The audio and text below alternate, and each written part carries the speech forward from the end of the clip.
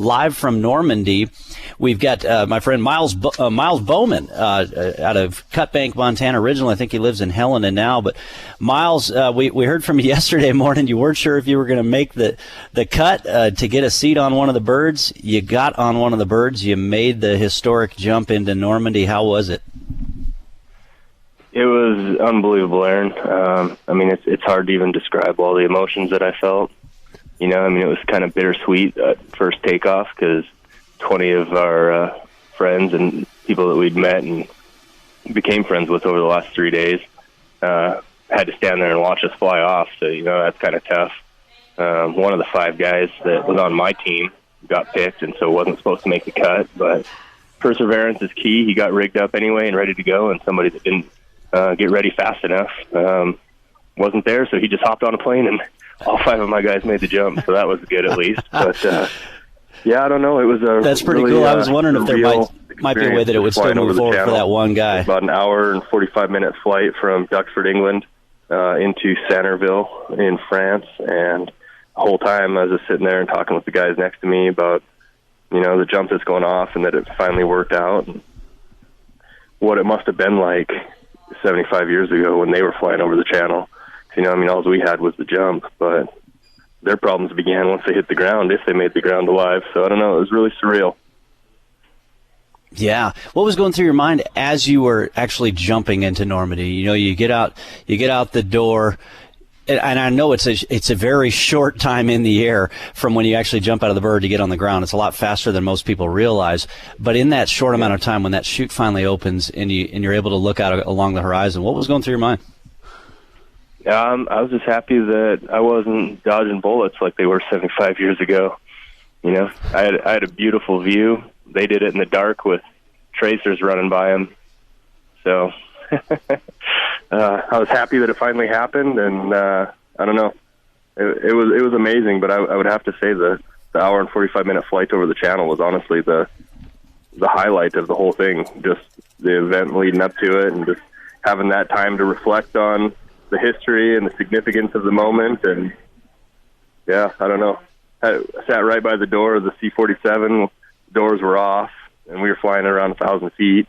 And I was just able to take in all the coastlines and scenery from the plane. It was absolutely amazing.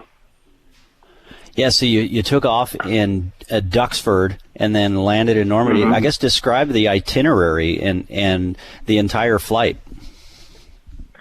So we flew south. I could send you a picture later, so you might be able to explain it to your audience a little bit better.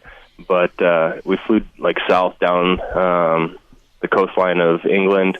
I think it's called the Cliffs of Dover. There's like white cliffs there on the like southern southeastern part of England, I believe. And then we headed down and crossed into Centerville, which is over on more of the eastern beach heads. It was Sword or Juno, one of the British locations, is where we actually jumped into.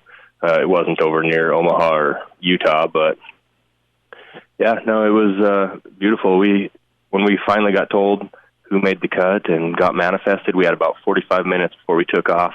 So there was no SAT, no pre-jump, anything. It was just get on and go if you want to go. And it was kind of hectic and a little nerve-wracking, but then got on the bird and took off, and we had about an hour and 45-minute fantastic view. And then once we got there, it just happened so fast, like 6 minutes.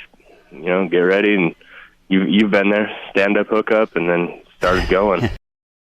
Talk about after you landed in Normandy, do they fly you back to Duxford, or do you stay in Normandy for the rest of the events? Nope. So I'm actually flying back home out of Charles de Gaulle, out of Paris. But yeah, no. So I'm actually sitting in Carentan right now. Then we're heading up to St. Mary-Glise here in a little bit. So my wife and I just stopped here at a little restaurant in Carentan and had something to eat. And yeah, no, we're just kind of going around taking in the sights. Of course, a lot of the beachheads and the cemetery are all closed off today with presidents and all that's going on. And so if you're not living in that area, it's all blocked off and no access unless you had an invite. So, but we're visiting all the surrounding areas, and then we'll probably try and get to some of that tomorrow, up to Utah and Omaha and Point Du Hoc. In the cemetery, of course. I think you guys are about 8 hours ahead of us, if I'm not mistaken. I didn't double check the time, but you're roughly about 8 hours ahead of us. So what time were you able to actually jump yesterday?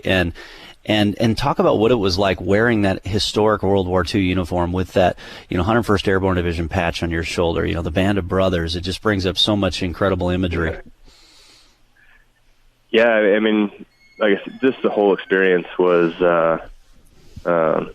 surreal, but definitely wearing the historic uniform was amazing. Kind of sends shivers down my spine just thinking about it, talking about it, but wearing it, looking in the mirror, and of course we took a lot of photos, and it's all in black and white and stuff, so it kind of looks historic. But oddly enough, the rest of my jump team did wear the 101st, but one of my buddies was an old 82nd guy, and so I actually wore the 82nd patch on my uniform. Okay. Even though I do love Band of Brothers and the 506 and the 101st and what all they did. But yeah, no, I was actually the only guy wearing the 82nd patch yesterday on my team. Well, I know our friend John Christensen. I got a chance to interview him live from Afghanistan before Christmas when he was deployed over there with the 495th out of the Montana National Guard. He'll probably be proud that you were wearing that 82nd Airborne patch over there. Yeah, absolutely. So you jump, you land. Was your wife able to actually see you on the drop zone, or was it a little chaotic on the drop zone? She saw everything jumping, and she got some amazing pictures. The drop zone was huge, and we landed way off of it. I mean, everybody was just so anxious and just let's get off the bird before they cancel it, because we didn't we didn't jump out until about 19:15 last night. And our NOTAM, our airspace availability, was supposed to end at 7, and so they were getting ready to just cancel the whole thing, and our jump masters just started pushing people out. We're not missing this, so we're going. And so, I mean, there was power lines everywhere. It was kind of crazy. People lining everywhere off the DZ, but nobody got hurt, fortunately, and wow, everybody had a good time. So, yeah, no, it was great. But she saw me on the deep drop zone, but probably not for about an hour afterwards. Just walking back, and there were so many people on the ground. Everybody was wanting to stop and take pictures with us and shake our hands. And I mean, it was an amazing greeting by the people on the ground. And so it just took me a while to get back to the visiting area where my wife was planned to meet me at. Yeah, that's incredible. So then you land. Were you able to, I guess, talk about what happens then? I guess you just find your own transportation, figure out how to get back to the airport, and just kind of take it all in from that point? Yeah, no, so the company that I jumped with, they had buses arranged to take all the jumpers back to the airport afterwards, but they had, of course I don't drink anymore, but they had beer on the ground, they had water, they had snacks and stuff, and they had somebody there stamping your passports. So that we were legal to be in France, and yeah, we probably hung out, did photos. There was some prayers done, talking about the people that didn't get to come along on this trip, and talking about the people that had fallen here so many years ago. And so I don't know. We spent probably I probably didn't leave the drop zone for about 2 hours after I landed last night. I didn't ride the bus because my wife was there with our rental car, but. Yeah, then we did have to go back to the airport so we could get our deployment bags and static lines, and then after that we kind of just dispersed and went to our hotel, and then kind of got up this morning, and now we're just doing some sightseeing. Do you know which plane you actually jumped out of? Because I know the Miss Montana flight. Placid Lassie. Ah, yeah, that's one of the well-known ones, right? She was a D-Day aircraft.